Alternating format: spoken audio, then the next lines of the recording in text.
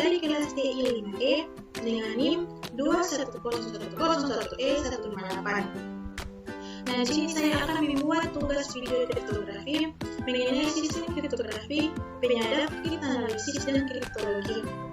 Di sini ada pokok pembahasannya yang akan saya bahas. Yang pertama yaitu ada sistem kriptografi, penyadap, kriptologi, dan kriptoanalisis. Oke, langsung saja kita masuk pada poin yang pertama yaitu sistem kriptografi.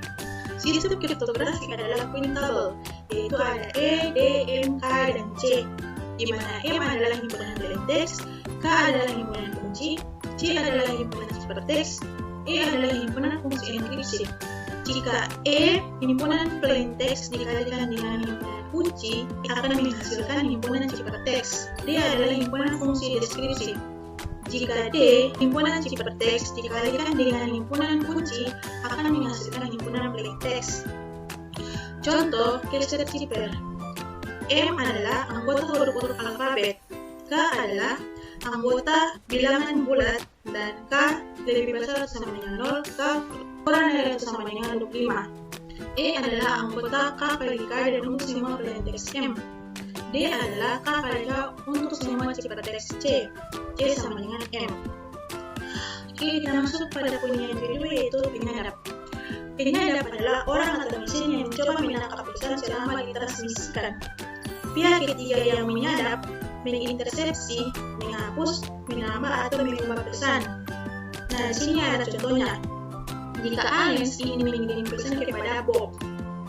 Nah, di sini ada Eve, dia berfungsi sebagai orang ketiga, di mana Eve ini dia akan mengupil atau menyadap pesan dari Alex ke Bob ini.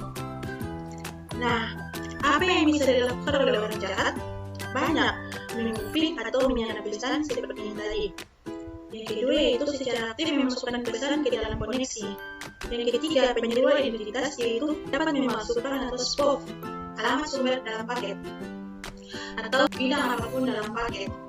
Yang keempat yaitu hijacking atau mengambil alih koneksi yang sedang berjalan dengan menghapusnya pengirim atau penerima, memasukkan diri pada tempatnya.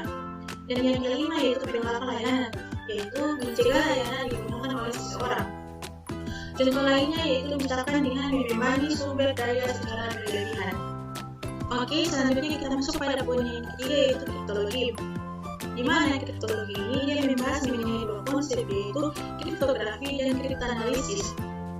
Kriptografi adalah ilmu dan seni untuk menjaga keamanan pesan, sedangkan kriptoanalisis adalah ilmu dan seni untuk memecahkan ciphertext. Kita masuk pada konsep yang pertama yaitu kriptoanalisis. Kriptoanalisis adalah ilmu dan seni untuk memecahkan ciphertext menjadi plaintext tanpa mengetahui kunci yang digunakan. Pelakunya disebut juga dengan kriptoanalisis. Kriptoanalisis merupakan lawan dari kriptografi. Teknik kriptoanalisis sudah ada sejak pada abad ke-9. Kriptoanalisis ditemukan pertama kali oleh seorang ilmuwan Arab pada abad ke-9 bernama Abu Yusuf Yaqub Ibnu Ishaq Ibnu As-Sabah Ibnu Omran Ibnu Ismail Al-Kindi atau yang lebih dikenal dengan Al-Kindi. Al-Kindi menulis buku tentang seni memecahkan kode. Buku yang berjudul Risalah fil Istikhraj Al-Muhammad.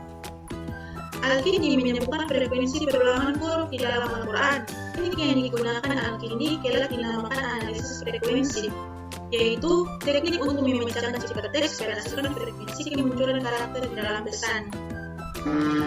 Secara kriptoanalisis mencatat hasil gemilang seperti pemecahan telegram Zimmerman yang membawa Amerika Serikat ke kancah Perang Dunia I. Selanjutnya kita masuk pada konsep yang kedua yaitu mengenai kriptografi. Yang pertama ada sejarah kriptografi.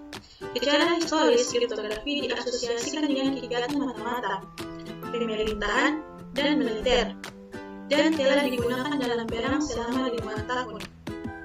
Sejak lebih dari 50 tahun yang lalu, kriptografi merupakan landasan matematika dan telah bergeser dari aplikasi militer ke aplikasi komersil. Kriptografi dibedakan menjadi dua jenis yaitu kriptografi lama dan juga kriptografi baru. Kriptografi lama atau old kriptografi yaitu kriptografi zaman dulu sebelum Masehi atau sebelum adanya komputer digital. Hanya mengenkripsi huruf dan angka menggunakan kertas dan pena saja. semua ciptanya sudah kadaluarsa atau sudah tidak aman karena sudah berhasil di kriptoanalisis. Nah, ini ada gambar contohnya. Sedangkan kriptografi modern yaitu enkripsi dan deskripsi pesan dalam bentuk digital dengan komputer digital.